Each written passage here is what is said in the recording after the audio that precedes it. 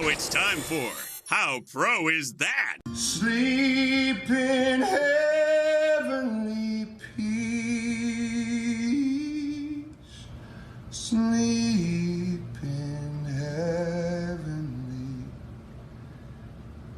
peace. How pro is that? Brett Eldredge, country music sensation. Why were you laughing when we were playing that? It sounded great. Your dogs loved it. It is Christmas in July, so I'll take it. Yeah. Speaking of, you have a new album coming out July 10th. So it is. I'm not a music aficionado and I'm not a marketeer, but it is kind of a strange time to unleash a Christmas album, as we saw with you and all your Santas dressed up. Yeah. Well, I'm not putting on a Christmas album, so that's good. Oh my God! I love the dress-ups right here. I think I might have had a few cocktails for that Santa costume, but you know what? I went out in the town like that, dressed like that, and I was out at a bar dancing in the middle of the bar with that beard, and no one knew it was me the whole time, singing to my own songs. That's so good. That is so good. You know what I love about you, though? I love that your relationship with you and your dog. Now, I got 4 kids. I can't get my kids to sit for 2 seconds, but I got 3 different photos you got your dog in. Talk to me how you got him to do all these fun things right here. You know what? He does way better than I do on camera in a music video. It was about 100 degrees in that shot, and as long as you got some treats, you can make it through pretty good. He does way better than I do. He's a better actor than me, that's for sure. That's so good right there. The tux is my favorite, and I want you to understand this. Now, Chris Rose, I'm going to need you to close your eyes because Chris is an Indians fan.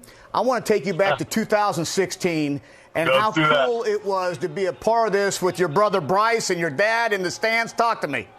Yeah, man, that was incredible. You know, I was supposed to be at the CMA Awards that night, but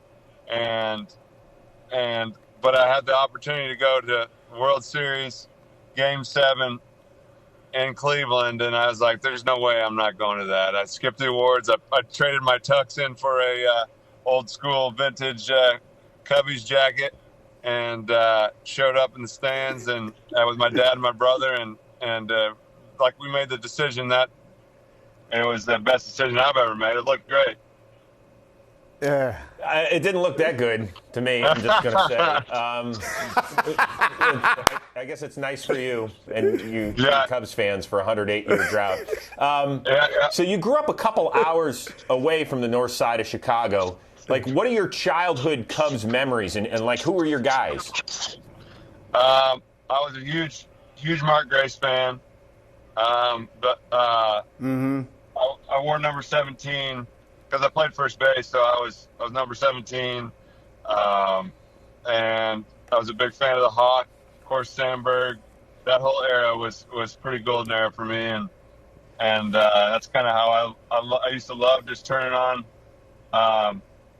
baseball on the radio as a kid, and sitting outside every summer. I grew up on a lake and just listening to games on the radio, and that's how I lived life. It was amazing.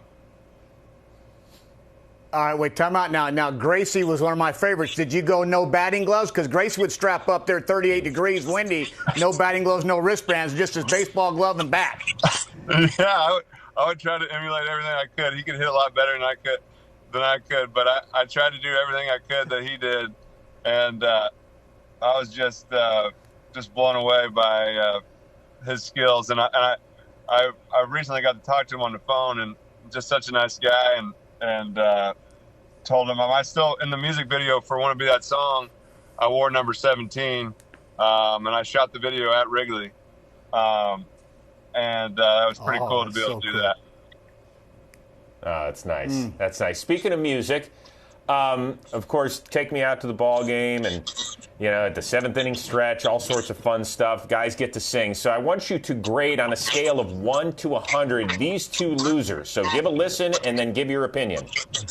Okay. Don't care if I ever get back for it.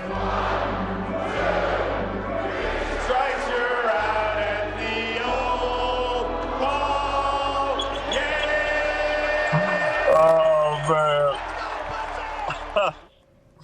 Wow. Hey, yo, having some fun there. I mean, I give it a good,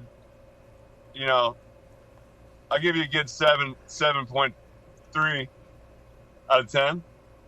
7.3. I'll take it. So, yeah, so give us some pointers. Like, how can we improve, whether it's stage presence, pitch? That's right. How do we get hey, better? I think it's stage presence. I mean, tone, I would probably give you like a 4, but in like and everything, I'd probably give you a 4, but on performance, I give you about a 10. I mean, on that song, you really got to bring the energy and the heart, and you brought the heart and the energy. So I think I don't know what the average of 10 and a 4 are, but I would say it's 7. In the 7 range. 7. Yes, I was told there would be no math during this interview, but that would be a 7. So good. Yeah, okay. Well, you've had the opportunity to throw out the first pitch before, and I'm not sure if you have this card in your collection, but from what we understand, it is now on sale for almost $4. Are you surprised that it's worth that much, or do you think it should be worth more? I mean, I with an arm like that, I don't know. I don't think there's a price tag for that. I threw it high. I threw it a little high, but the picture's all that matters. You don't really see what the final product was. So I'd say it's about the right price. All right. Well, see, this is my problem now. Now, you're the big country star. I mean, you're hot, you're tall, you got it all. And I'm sitting here playing 12 years in the big leagues, and my rookie card right here, Brett, is $2 and I think 27 cents. So there's my rookie card. Your first pitch card is more than mine. And it's got your autograph on it. What's going on here? I don't know what's going on. I don't. That doesn't make sense to me. But you know what? I worked hard for that one moment I had to pitch, and I don't know how that happened. I know why you're a buck more than me, though, because we have some video here. It's because you threw a 95-mile-an-hour dodgeball at your boy's face right here. Check this out. Oh, yeah.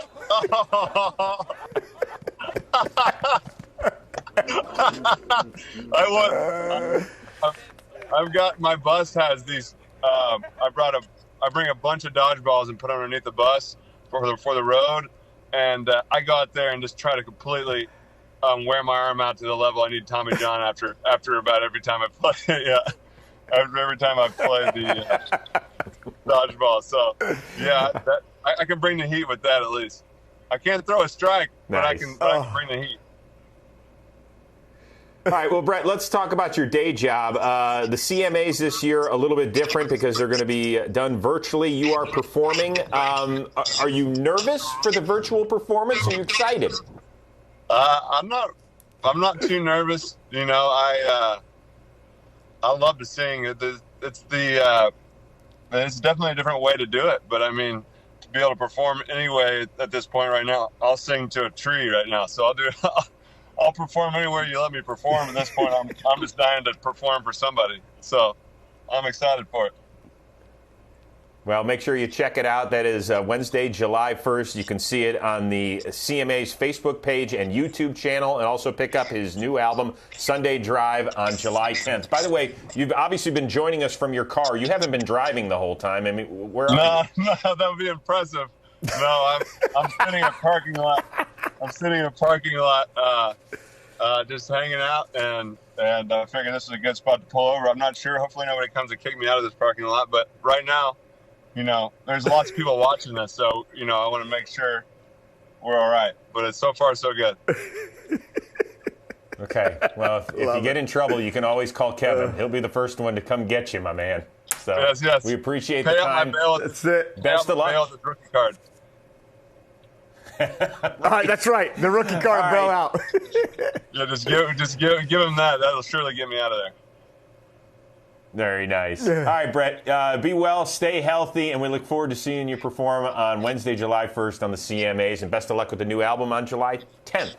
Thanks for the time. Thank you, fellas. Love what you guys do. Take care, all right?